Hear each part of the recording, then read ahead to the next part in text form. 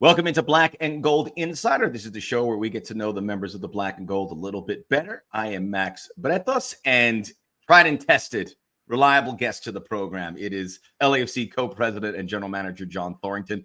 Thanks for joining us, John. Always good to be with you, Max. That's what I would have said, too. It's always a great time, and I know our audience loves to hear from you as we put a bow on Season 8 for LAFC. By all metrics, a successful year for this club that broke new ground. But how will you remember it? How will you classify it? Yeah, I think there's certain the way I would say is I think it showed quite a bit of resilience. I think we dealt with a lot this year, injuries, transitions, changing squad, things like that. And I still think we finished as one of the top teams in the league. So I think that speaks a lot to the character of the group, and that doesn't happen by accident, obviously, to withstand those difficulties throughout the year. And that is a part of our identity. That's our foundation. And I think the group showed that again and again. And I think we had some really high moments. I mean, participating in a Club World Cup and then the game to get there. So I think what that speaks to is, I think, our ceiling. And so I don't think the season ended how anybody associated with LAFC in a way in which we'd be proud, because we're sitting here the week of an MLS Cup final and we're not in it. And those are the ambitions of this club each and every season. So I would say, while that is the case, I also, at this moment in time, I do have tremendous optimism of what is to come. And, you know, that disappointment of not going further is certainly stings, but I think I'll remember this year overall as a year that strengthens my belief and what I sense is a collective belief in where LAFC is going. To me, it felt like 3 seasons squeezed into there when you mentioned all of that. And we remember when Steve mentioned that he would be stepping away and ending the year, his tenure here with LAFC, 4 years, and you're in the throes of finding coach number 3. With regards to Steve, how did you view his legacy and what he leaves behind? And if I can double barrel the question, how do you see the role of LAFC coach? Yeah, I think Steve deserves real credit for what has been accomplished over the last 4 seasons. You know, I think the record speaks for itself. It's most games won, most points, delivered trophies, delivered Supporter Shield, an MLS Cup, an Open Cup, Champions League finals, which, you know, I think there is something to be said for making it, but given who we are, there's that's still what is to come. And thankfully, we just found out that we've qualified again next year. So I think over those 4 years, I do think that all of us should be proud of what has happened here. And the other thing I would say is I think that it's left the club in a really good place. As I say, I think I'm very optimistic as to what the ceiling of this club and this team with the continuity that we'll have really excites me and gives me great confidence looking ahead. And to answer the second part of your question, today, the role of LAFC head coach is one of the premier jobs in North America. And I think our process, and that's what I alluded to earlier, like dealing with these things in the middle of a season is atypical. It's not easy.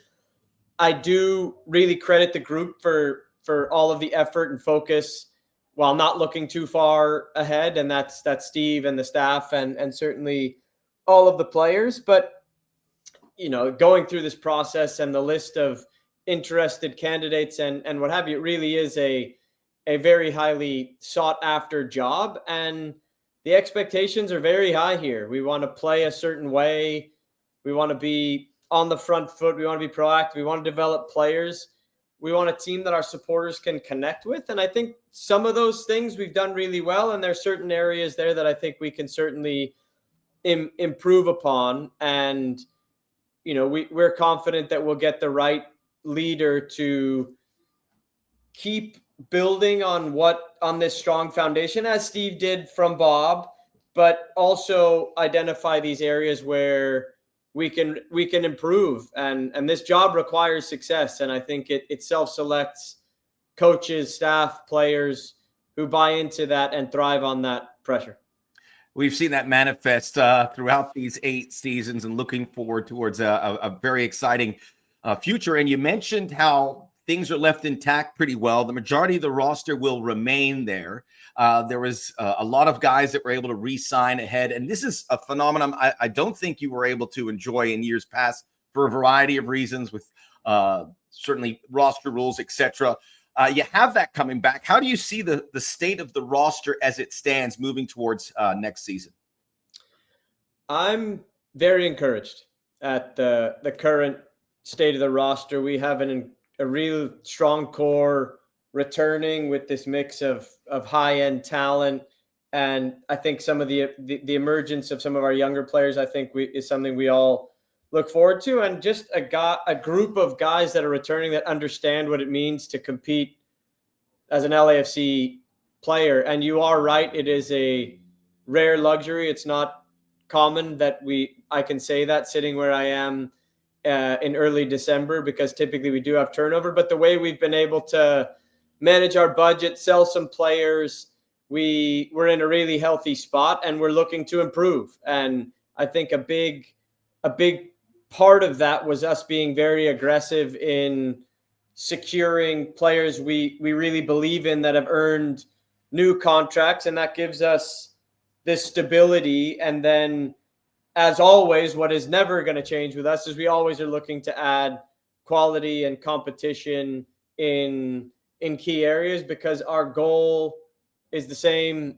every year, and it's to build a squad that's capable of competing for every trophy. And we could add Hugo Lloris's name there. That was a big topic point about whether he would come, and we got the feeling there. And this is a man who's had an extensive career. Talk about what it means to adding him, and about those conversations about him coming back to continue a member of the Black and Gold. So I have a great relationship with Hugo. I think we all do. He's such a classy guy in the way he carries himself, both on and off the pitch. And it was an ongoing conversation throughout the year as to how his body was feeling and what he wanted to see happen. And I think it was clear to him about halfway through the season, he saw what the future could hold here at LAFC, and he was really enjoying it. So at that point, that conversation became one of, look, I want to keep going. And we were ecstatic to hear that. And then it just became a question of ironing out the deal, which I'm grateful we've been able to secure now. And Hugo just gives a real stable presence, a voice, and leadership qualities that are really hard to come by in our league. Very excited for him to continue here and be part of that incredible history whenever he decides to call it a day, but remaining with the Black and Gold. And he will remain a teammate of Son Heung-Min again. The arrival, he came and conquered, John, 13 total games. This includes the postseason, 12 goals, 4 assists. I know the expectations were high when he arrived, but where were your expectations when he arrived, and how did they change, if they changed, by season's end? Yeah, I think you said it. He conquered. I know for him and for us, I think we wanted to go a couple steps further, and he felt that. You could see it at the end of that match. But I mean, unfortunately, it didn't end with a celebration of a result. But I think every LAFC fan will remember that moment in Vancouver where you say, like, you can't script this. And sure enough, I mean, what a clutch free kick and a moment that, again, unfortunately, despite what it looked like the way the game would go, given our level of dominance for the last hour plus of that match, we ended up going out in penalties, which I've had a number of conversations with sports fans in general that, soccer, I think, is the only game where you can have that level of dominance and not win. Every other sport, it's a bit different, but that's part of why we love it. And certainly we understand that we've been on the fortunate end of that in the past as well. But getting back to Sonny, obviously we had very high expectations when he arrived, and I don't think anybody would sign a player of his caliber without believing you would get that he would elevate the team immediately. And that's a question, is how immediate, I guess. And it was instant. And I think, if I'm honest, I think he exceeded these lofty expectations. I think his professionalism, the way he really embraced the club. And I was fortunate enough to have that sense even in the weeks leading up to us getting to the deal, of just this real excitement and his embrace of the club and then the city. And then you see him interact with his teammates. And I think what I would say, I think it just happened faster and maybe at a higher level than I think any reasonable person could have predicted. And I think what was amazing about Sonny is, immediately and then certainly by year's end, it wasn't just what he was producing himself, which was at this world-class rate, but how he improves everybody around him. I think that is where is a difference between some of these top players. It's not just them as individuals, but what they do for a group, what they do on the pitch, what they do off the pitch. And so I would say Sonny somehow exceeded incredibly lofty expectations. I love what you said about embracing the club, and he did that with the city because it feels like he's been around a lot longer. And you know him a lot better than I did. I would have never expected that, but it feels like he's an Angelino through and through. By the way, where were you? What was your reaction to that goal? Where were you at that point? And how did your body change?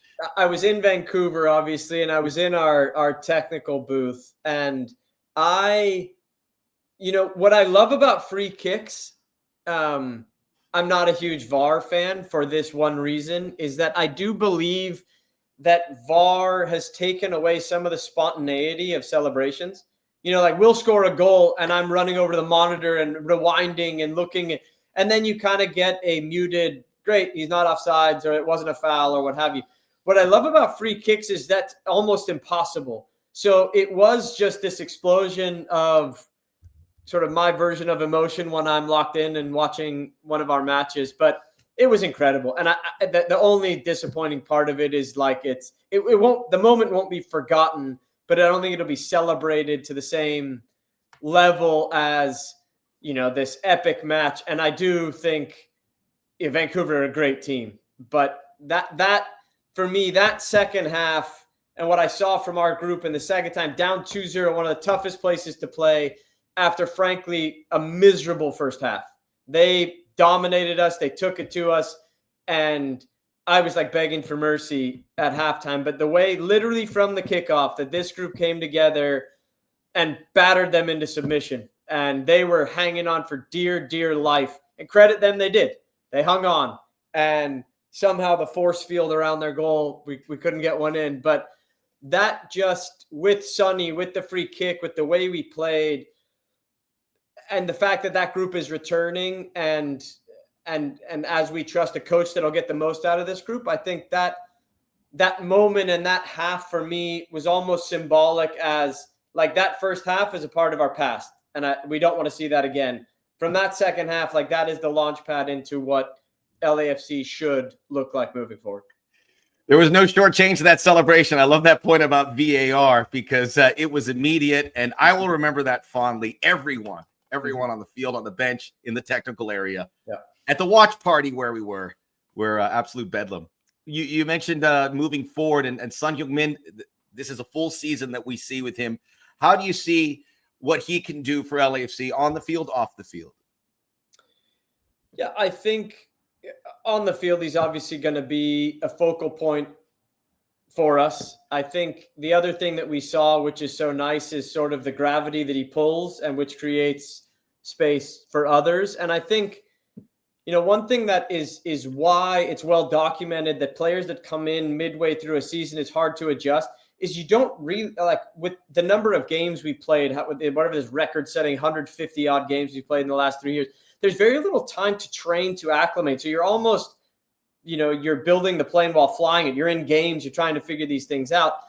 And that's why I think it was so amazing how quickly he settled in. But I think with a full preseason, I think we're going to improve even more on all of those things where people can get some real extended training time to work on all of our principles which is a luxury we're not afforded because of the number of competitions and the fixture congestion. So I think on the field, we'll see that benefit all the more. I think off the field, he's already such an incredible presence with this unicorn-like humility, fame, but he's so hardworking. He's so generous with his time. And for us as an organization to have, I think one of our owners, I believe it was Larry Berg, said it so well. He's like, this is like a gift to LA. But to have this guy, such a role model, not just for our young players, but for our city, he's this magnet for our supporters. And I think that influence is only going to grow. And I just think we are so fortunate to have somebody of his stature with his character that is representing LAFC. A gift to LA and so many other departments. I know our producer Sarah and I always point out that every LAFC game, there is Son with a headphone on doing a pregame hit, a postgame hit. And just from our perspective, how golden that is for the team, for the league. It's a wonderful, a gift indeed. Nate Ordaz became the biggest academy success story to date. Young players starting. We saw Jude Terry make some inroads with the Under-17 World Cup. How do you see that track, and how would you view what young players need to do to make an LAFC first team? Well, Nate's a great example. And I think we've had other players who have come into the first team, been a part of the environment, made a couple of appearances. But, we've just hired an incredible academy director who says it well. He came from Barcelona, but he says the goal is to create first team players who stay there. And I think that's a good way of putting what Nate has accomplished. And he's a fantastic example of what this pathway should look like. We got him from our partner club, which is LAFC SoCal. He came through our academy, learned what was expected of an LAFC player, and he earned these opportunities. And I do think there have been players who have earned opportunities, but Nate took his. And I think there was a real growth and maturity for him, particularly coming into last preseason. And I think he recognized that there was an opportunity, and he grabbed it. And he grabbed the hold of his moment. And I think for all of the young players, that message is simple. If we have such a deep pool of talent here, and if you have the right work ethic and honestly the courage and like the LAFC-ness to step into a moment and step into these big moments, that you will get a chance. And we are firmly committed to developing our own. And I think Nate will be serving currently and should serve as an example of this next wave of talent coming through. You mentioned Jude Terry, but there are quite a few of them. Some of them are now with our club in Zurich in an off-season training experience, and everybody, the coaches there, is saying how talented these kids are. So we just need to put these guys in the right place so we can expose how good they are. Tony Hernandez, you're dropping great quotes here. I know Tony was a guest here, and it was wonderful to hear his view and his goal for the development of young players. And that's just part and parcel of what we're looking forward to. You're now in the midst of the off season. It's LAFC is always active. What is going to be the approach to bolster this roster ahead of 2026? So I think maybe the scale of change is not quite what we're used to, which is welcomed from me. But our approach is consistent. We will be decisive. We're already looking to make some decisions, and we'll be ambitious because we want to improve what I think is a very strong returning team. I think we need to add a level of intensity. We want to add some leadership, so add some real character to the group, and we want to add some competition to the roster, because I think with the number of competitions now, with Champions League coming immediately, we want to have as deep a roster as we could possibly create. And obviously those players need to fit our identity. We need them to be, dynamic, proactive, committed to what we're trying to achieve as a group. And we want that impact to come and raise our level as soon as we start in Champions League, and then obviously the huge opening match at the Coliseum to start the MLS season. So we're not rebuilding. I would say we're enhancing, and we have a really strong foundation. And I think the focus, it's a high bar because we have national team players, we have stars, we have this amazing group of young talent, but the focus will be on elevating what is already a strong group to meet the standards we set for ourselves, which is to not be sitting here talking about a season recap before MLS Cup is over. Well, I think it was like 7 international players in that last window, including the U.S. men's national team, which is incredible. Yep. And you talk about the training, John. Get it in now, because the schedule, you got the Champions League draw next week. Mm-hmm. It's going to be very busy, but it's a bottomless pit we can talk to, but we got to cut it at some point. I'll keep you on here all day, but appreciate your time as always, John, and go get him this offseason. In you we trust, and you've made this club a wonderful team to cover every year. Thank you. No, we all do it together, as you know, and Max, Sarah, your whole team, you guys do such a great job with this podcast, and all you guys do. So thank you. Thank you to our supporters who are listening. We are very excited for what's to come, and we are eagerly awaiting our next celebration. John Thorrington, Co-President, General Manager of LAFC, joining us here on Black and Gold Insider. We will be back. And remember, till we meet again, this is Max saying, let's go Black and Gold.